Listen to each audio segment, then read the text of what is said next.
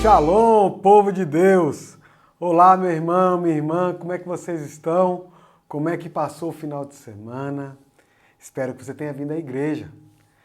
Gente, faz parte da vida do crente cultuar ao Senhor. É uma alegria, igualzinho Davi falou lá, alegrei-me e me disseram, vamos à casa do Senhor. Não há nada melhor para nós do que podermos ter essa vida de congregação, né, em Santa Assembleia e sabendo que somos parte do povo de Deus. Bom, vamos fazer uma oração inicial, depois a gente louva, ora, medita na palavra, ora, porque a gente gosta disso, né? A gente gosta de palavra, gosta de oração. Chama a turma para orar com a gente, meditar na palavra, tá bom? Ó Deus, obrigado, Pai, por este dia. Obrigado pela oportunidade de te servirmos mais uma vez e juntamente, mesmo que de forma virtual, louvarmos o teu santo nome, buscarmos te conhecer mais na meditação da tua palavra, buscarmos ter uma maior intimidade contigo. Abençoa-nos, Pai, neste tempo, em nome de Jesus. Amém. Amém, meus irmãos? Vamos louvar. Dos mais altos montes ao mais fundo mar, a criação revela a tua glória. Há perfumes e cores em todo lugar. Cada ser entoando uma música, te adorando. Impossível descrever. Tu chamas cada estrela do céu pelo nome. Tu és tremendo, Deus. Impossível compreender. Maravilhados prostramo-nos diante de ti. Tu és tremendo, Deus, que comanda os relâmpagos e os trovões e dá ordem às chuvas sobre as nações, que criou lua e sol e a fonte da luz, fez os dias e as noites e a tudo conduz. Incomparável, impossível descrever. Tu chamas cada estrela do céu pelo nome. Tu és tremendo, Deus.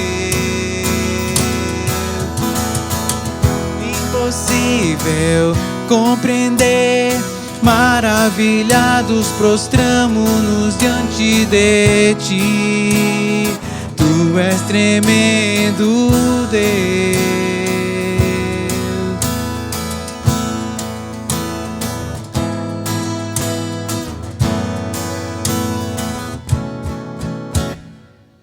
Impossível descrever. Tu chamas cada estrela do céu pelo nome. Tu és tremendo, Deus. Impossível compreender. Maravilhados prostramo-nos diante de ti. Tu és tremendo, Deus. Tu és tremendo, Deus. Tu és tremendo, Deus.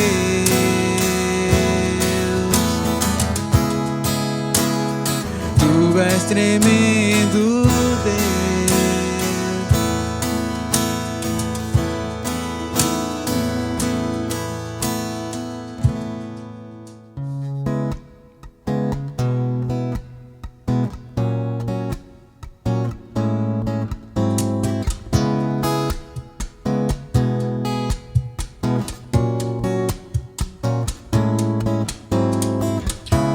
coisas aqui do mundo não servem pra nossa carreira. Todas se perdem, se vão com o vento e nos fazem perder muito tempo. As coisas aqui do mundo não devem ser o nosso alvo, pois o que Deus preparou para os seus filhos jamais foi visto ou pensado por homens. Despojai-vos do velho homem que corrompe-se com seus enganos. Revesti-vos de toda a armadura de Deus. Enchei-vos do seu Espírito. Buscai as coisas que são do alto, onde está o Senhor Jesus Cristo. Pois morrestes para o mundo e a vossa vida está oculta em Jesus para sempre.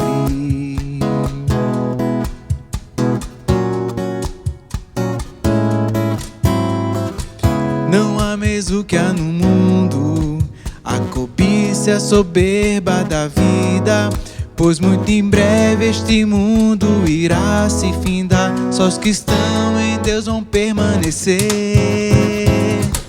Ameis acima de tudo ao único Deus do universo, pois nele não há mudança ou variação. Suas promessas todas irá cumprir.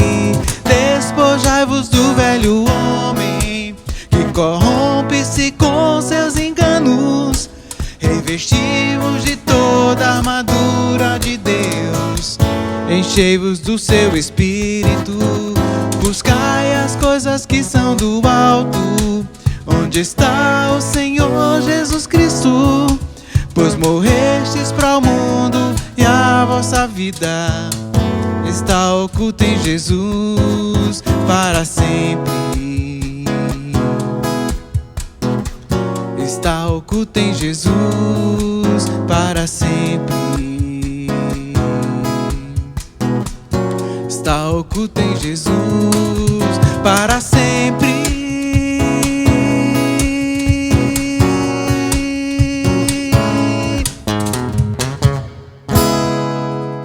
Ok, depois desses louvores belíssimos, vamos orar mais uma vez? Vamos lembrar sempre daquilo que Deus tem usado para nos abençoar, nossos pastores, nossa família. Você faz parte de um pequeno grupo? Ore pelo seu pequeno grupo, pelo líder, pelos irmãos que ali também estão, né? Ore por aqueles que servem na igreja. Ore por aqueles que Deus tem dado a conviver contigo, seja ele crente ou não, porque se faz parte da sua vida, foi porque Deus quis assim. Amém? Vamos orar. Ó Senhor, nós queremos agora rogar por essas pessoas que Tu tens usado para nos abençoar, para cuidar de nossas vidas, para nos pastorear, para nos fazer sentir amados por Ti. Obrigado, Deus, pelos nossos pastores. Eu falo em nome dos pastores aqui da Igreja das Graças, mas também pelos Teus pastores espalhados por todo o mundo, que têm pregado o Teu Evangelho, ensinado a Tua palavra ao Teu povo e têm pastoreado este povo também. Obrigado, Senhor, pelos meus irmãos que comigo compartilham a vida no pequeno grupo. Muito mais do que uma reunião, muito mais do que uma agenda. É literalmente vida compartilhada, pastoreio mútuo. É o Teu amor se derramando em nossas vidas através destes relacionamentos. É uma unidade que só existe porque é Tu quem nos dá, Pai. Ó Senhor, nós queremos Te louvar e agradecer e também rogar por aqueles irmãos que estão com algum tipo de dificuldade, Pai. Os pais que têm filhos que por algum motivo estão distantes do Teu caminho, resgata-os, Pai. Traz-os de volta com temor a Ti, com amor por Ti, um amor maior do que qualquer outra coisa. Abençoa também aqueles que estão enfermos, ó Deus. seja enfermidade física, psicológica, emocional, espiritual, tu sabes. E tu és o Jeová Jirê, tu és o Deus que cura, tu és o médico dos médicos. Alcança, Deus, esses irmãos. Traz conforto, traz consolo, traz certeza da tua ação e da tua unção sobre a vida deles. Abençoa também aqueles que estão com dificuldades financeiras ou que estão precisando de uma oportunidade de emprego, Pai. Ó Senhor, derrama da tua graça, da tua misericórdia sobre a vida dos teus filhos, para que eles te sirvam também por meio de suas vidas profissionais. Ensina-nos a sermos bons mordomos dos recursos que tu nos dá, Pai, para que te honremos também com nossa vida financeira. Ó Senhor, abençoa também cada irmão que está assistindo ou que virá assistir esse momento de pastoreio em algum outro momento. Abençoa-nos para que nós te conheçamos mais, é o que nós te rogamos, em nome de Jesus. Amém. Meus irmãos, estamos hoje aqui ainda no livro de Números, mas quase acabando, viu? Números capítulo 27. Que bênção, não é não? Bom, esse é um capítulo que fala de um segundo censo, uma segunda contagem lá das pessoas, né? O primeiro censo, que ocorreu uns 40 anos antes, mais ou menos, ele ocorreu para estabelecer um exército de israelitas e um sacerdócio de levitas. Esse novo censo, ele tem outro objetivo. Ele está ocorrendo para determinar o tamanho do território que cada tribo receberá na terra prometida. Porém, negligenciada, talvez aí seja mais uma necessidade para esse censo, que muita coisa mudou nesses 40 anos desde que Israel deixou o Egito, né? Houve aí uma rotatividade populacional de quase 100%. Quase 100% das pessoas que saíram do Egito já não estão mais vivas. O Senhor havia decretado que aqueles que estavam em idade de responsabilidade, né, quando deixassem as garras do faraó, quando deixaram as garras do faraó, nunca teriam permissão para entrar na terra prometida, porque não confiaram no Senhor. Bom, vamos ler esse texto e vamos entendê-lo um pouquinho mais, tá certo? Diz assim a palavra. Números, capítulo 27, versículo 1. Então vieram as filhas de Zelofeade, filho de Éfer, filho de Gileade, filho de Maquir, filho de Manassés, entre as famílias de Manassés, filho de José.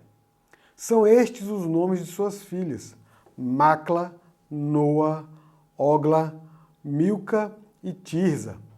Apresentaram-se diante de Moisés e diante de Eleazar, o sacerdote, e diante dos príncipes e diante de todo o povo, à porta da tenda da congregação, dizendo: Nosso pai morreu no deserto, e não estava entre os que se ajuntaram contra o Senhor no grupo de Corá, mas morreu no seu próprio pecado, e não teve filhos.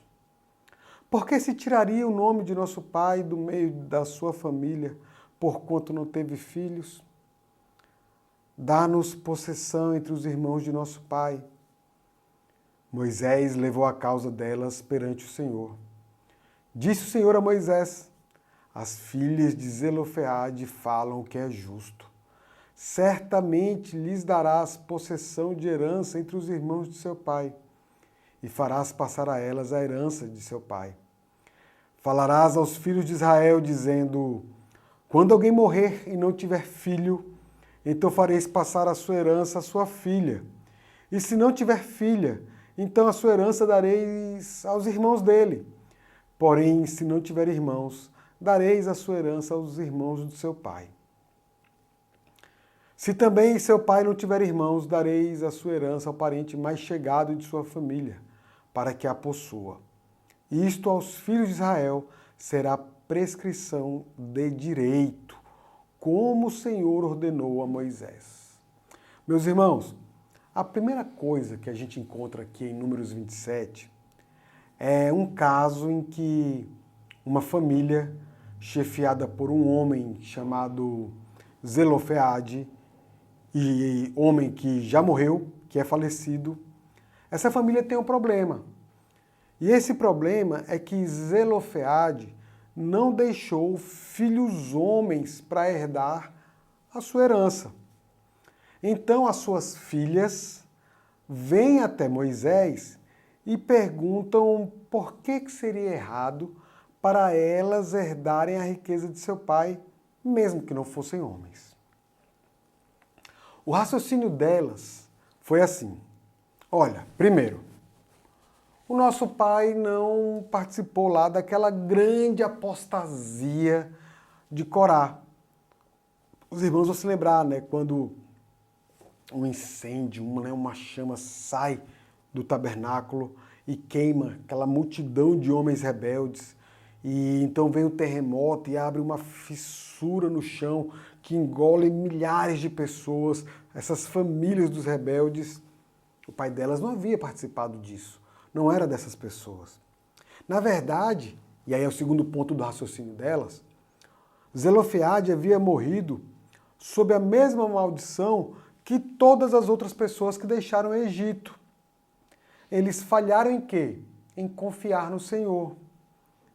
E sair, né, e caminhar e marchar em direção à terra prometida. Então, as outras pessoas, os outros homens, falharam igual o pai delas falhou. Eles receberiam uma porção de terra, uma herança na terra prometida, mas a família do pai dela não, simplesmente porque o pai dela não teve filhos. Essa era a linha de argumentação. Moisés, como um líder, né, temente a Deus, ele ouve esse apelo, mas ele não decide, ele não conclui de imediato. Ele ouve o pedido das mulheres e leva o caso para Deus. Vejam, nisso daqui já tem um princípio para a gente muito importante. Porque me parece que é algo muito comum nos nossos relacionamentos, pessoas que vêm falar, que vêm se queixar, que vêm reclamar, que vêm pedir. E a gente às vezes é rápido para formar algum tipo de julgamento. A gente é rápido para tomar decisão. Não foi assim que Moisés agiu. Moisés foi conversar com Deus. Bom, uma vez que a terra pertencia ao Senhor, né, os israelitas não poderiam simplesmente dividi-la ou fazer uso dela, né, enfim, dispor dela como bem entendessem. Assim como algumas outras nações naquela época, a gente sabe que Israel era uma sociedade extremamente patriarcal. Eles tinham herdado essa cultura do Egito e da sociedade mesmo ali do entorno deles. E os pais, eles deixavam suas propriedades sempre para os seus filhos. Era mais ou menos assim: o filho mais velho receberia 2/3 da herança, os outros filhos iriam dividir o terço restante. Se um homem não tinha filhos, ele deixava os seus bens para o parente do sexo masculino mais próximo, mas nunca deixava para uma filha. Quando uma filha se casava, e aí, né, é o outro lado da história, qual era a porção que as filhas tinham, né, da herança aí de seus pais? Quando uma filha se casava, ela recebia um dote do seu pai e deixava de viver na casa de sua família. O dote era a sua herança. Então percebam que o dote que essa mulher receberia era a porção dela na herança do seu pai. Se o pai fosse muito rico e desse para ela um dote muito grande, ótimo, né? Mas se não, é o que ela receberia. Era somente isso.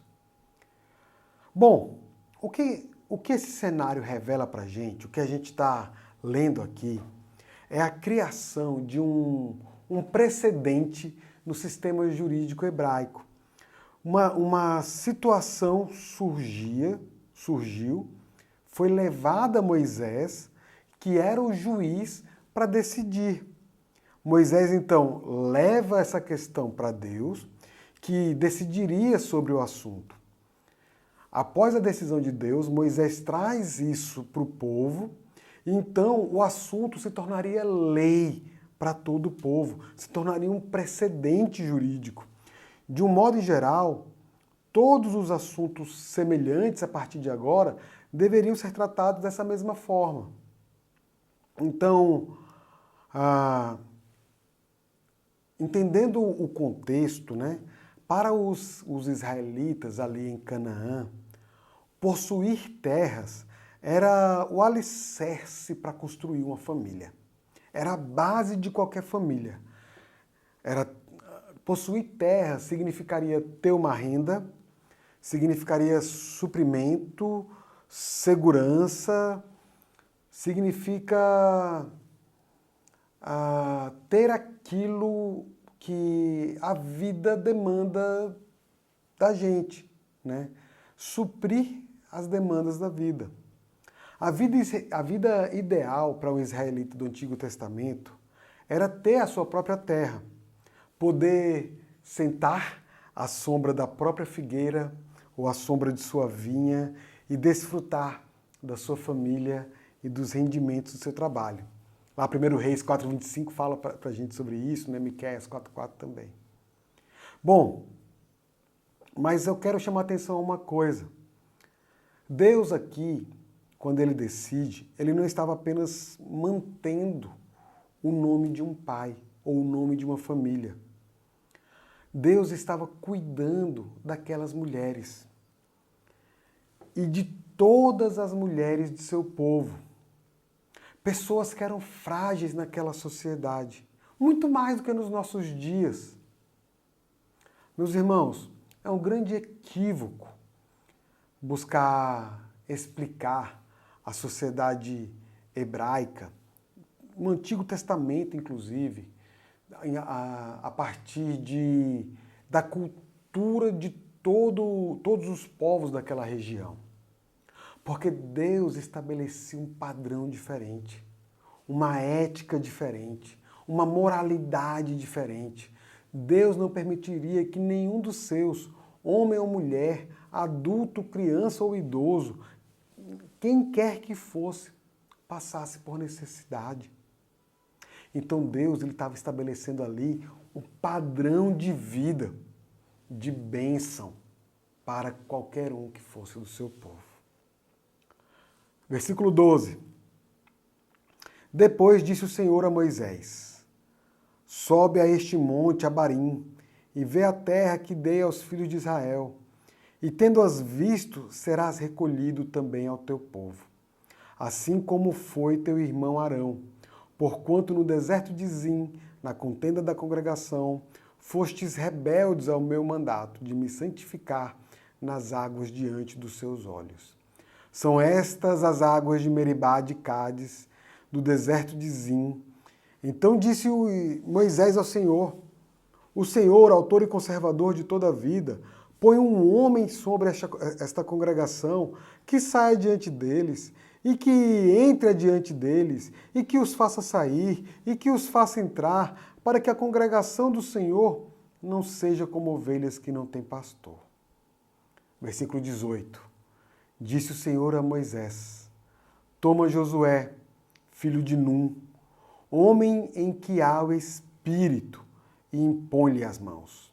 Apresenta-o perante Eleazar, o sacerdote, e perante toda a congregação, e dá-lhe à vista deles as tuas ordens.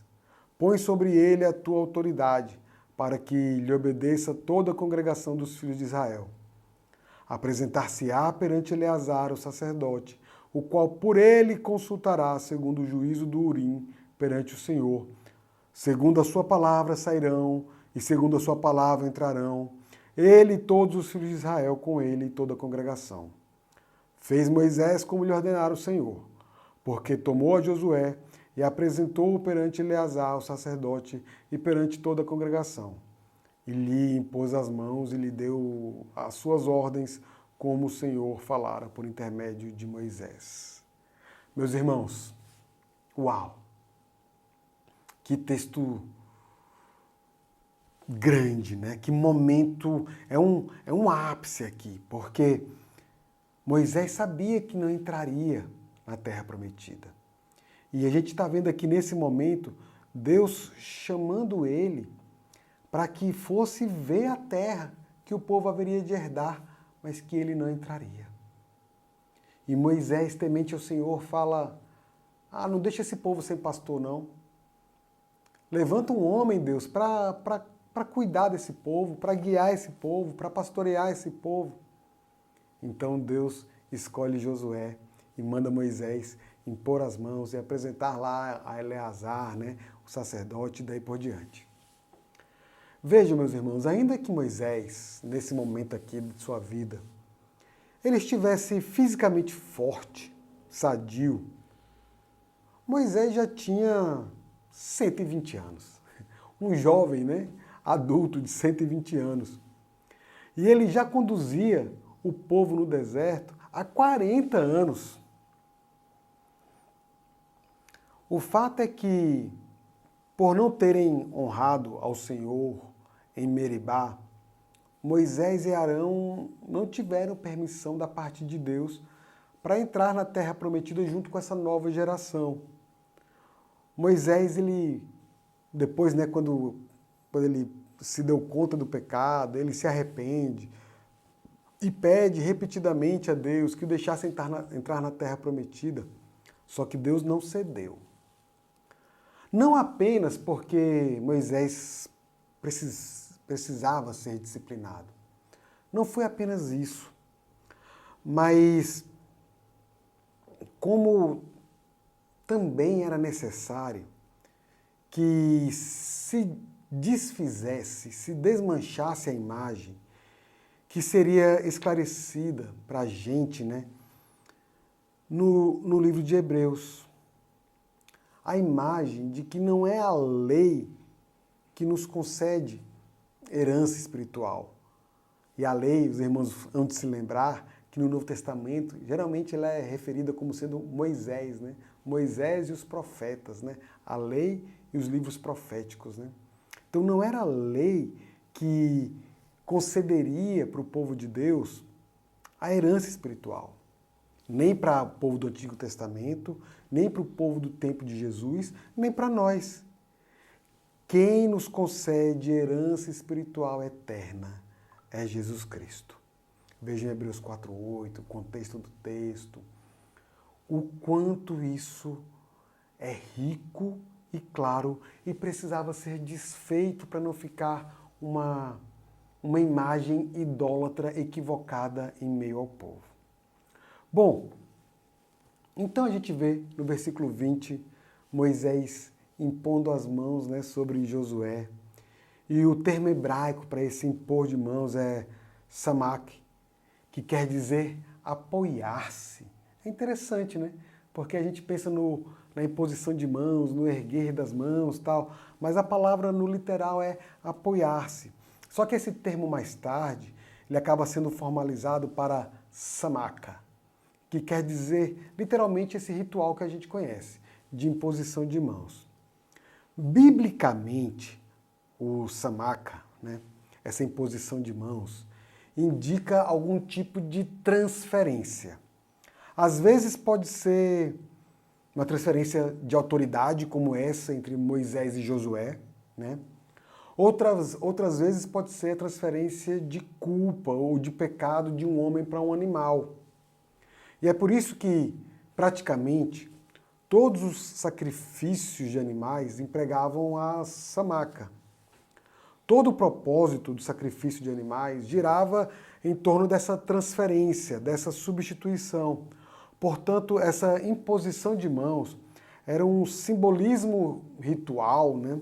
E pintavam um quadro e tanto no que seria o advento de Jesus. Aquele que tem toda a autoridade, aquele que recebeu toda a culpa dos nossos pecados. Todo esse contexto aponta para Jesus Cristo. Todo esse contexto serve para nós, para vermos a obra de Jesus na cruz, intermediando o nosso relacionamento com Deus, pagando o preço que era necessário. Então, Jesus, revestido de autoridade e poder, nos insere, nos enxerta no corpo, para que sejamos dele, sejamos chamados seus, né? Seus filhos, seus amigos, seus servos, seus discípulos, sua noiva. Bom, mas tem uma outra questão que o texto também chama atenção, que uma das responsabilidades, eu vou dizer de líderes, mas também de qualquer cristão, é providenciar para que, de alguma forma, a geração seguinte ela esteja preparada para dar continuidade à obra, como Paulo fala lá em 2 Timóteo 2,2. A única coisa que impede a extinção da igreja local, obviamente que é Deus cuidando da história, Deus guiando a história, mas a única coisa que impede que as coisas se acabem é a nova geração. E a menos que nós ensinemos e treinemos novos líderes, novas pessoas, né, para que vivam essa vida de Jesus, esse pastoreio mútuo, esse sacerdócio universal, a gente coloca em perigo o futuro dos nossos lares, o futuro das nossas igrejas, o futuro das nossas famílias, o futuro do nosso país. É triste, meus irmãos, quando a gente vê igrejas que, em algum tempo atrás, foram igrejas saudáveis, igrejas fortes, igrejas evangelizadoras, missionárias, igrejas que eram verdadeiros bastiões de Deus ali em meio à sociedade, mas que por algum tipo de tradição, algum tipo de entendimento equivocado, algum tipo de qualquer que seja o motivo, abriu mão de capacitar novas pessoas, de atrair novos líderes, de formar novas lideranças, de desenvolver nas pessoas a ideia do que John Stott chama de um discípulo radical. E então a igreja vai envelhecendo, a igreja vai morrendo, a quantidade de membros vai minguando, e quando a gente menos espera, estão ali 10, 6, 3 idosos, a igreja fechando as portas, porque não há mais jovens, não há mais adolescentes, não há mais crianças, não há adultos para liderarem e para servir a Deus ali naquela localidade. Meus irmãos, você não precisa ser um pastor, ou um presbítero, ou um líder de ministério de pequeno grupo, para se dedicar ao discipulado. Porque essa é a grande comissão, indo por todo mundo, fazei discípulos, treinai pessoas, para que façam novos discípulos. Esse mandamento Jesus deixou para todos nós. Bom, Deus tinha levantado alguém para mediar o seu relacionamento com o povo, Moisés. E isso também aponta para Cristo, que veio ao mundo 12 séculos depois. Jesus veio, nasceu, viveu, morreu, mas ressuscitou e está assentado num trono de glória nos céus. E ele voltará com poder e glória, não para ser apenas um mediador, mas para julgar o mundo e levar Consigo aqueles que são seus para viver a eternidade ao lado dele e governar o universo juntamente com ele na Nova Jerusalém. Meus irmãos, aleluia! Que nós possamos ter essa certeza de que viveremos juntamente com Cristo essa eternidade. E que nós estamos vivendo agora o que Ele nos deixou para viver uma vida de discipulado. Sermos discípulos e fazermos discípulos. Te desafio a isso nessa tarde. Amém? Meus irmãos, voltemos às Escrituras. Vamos orar e louvar mais uma vez? Ó Senhor, obrigado, Pai, por mais essa tarde. Obrigado por essa palavra que é tão desafiadora. Uma palavra que nos mostra como Tu é cuidadoso conosco, cuidadoso com o Teu povo, Deus amoroso que Tu és. E o Teu amor se materializou, se encarnou em Jesus Cristo e restaurou o nosso relacionamento contigo para que pudéssemos Te chamar Pai. Hoje nós vivemos essa vida de Jesus, somos discípulos de Jesus e aceitamos o desafio de sermos discipuladores. Guia-nos, Pai, nesse processo, ajuda-nos, nos dá ânimo, nos dá força, nos dá intrepidez, para que nós possamos sermos bênção, a bênção que Tu mesmo constituíste cada um de nós. Obrigado, Senhor, pela oportunidade de desfrutarmos de um tempo tão precioso. Nós Te louvamos, em nome de Jesus. Amém. Vamos louvar?